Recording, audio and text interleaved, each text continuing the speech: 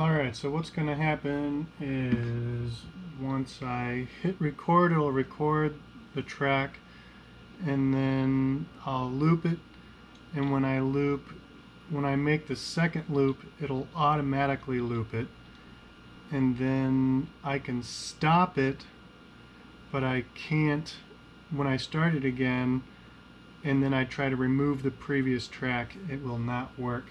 And the beeping, or the flashing light on the looper itself will, I think it only flashes twice.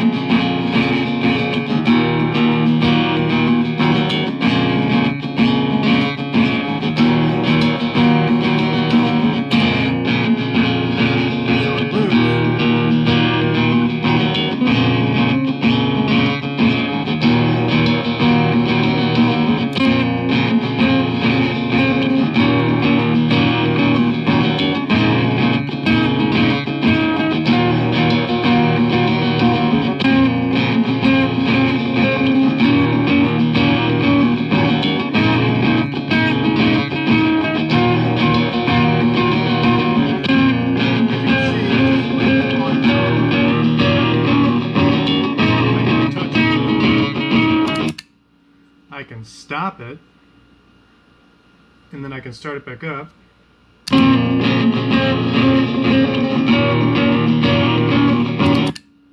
But I can't remove the previous track, it'll just delete the whole thing.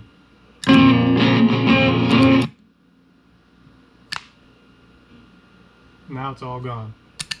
It'll just record or be gone. And that's it.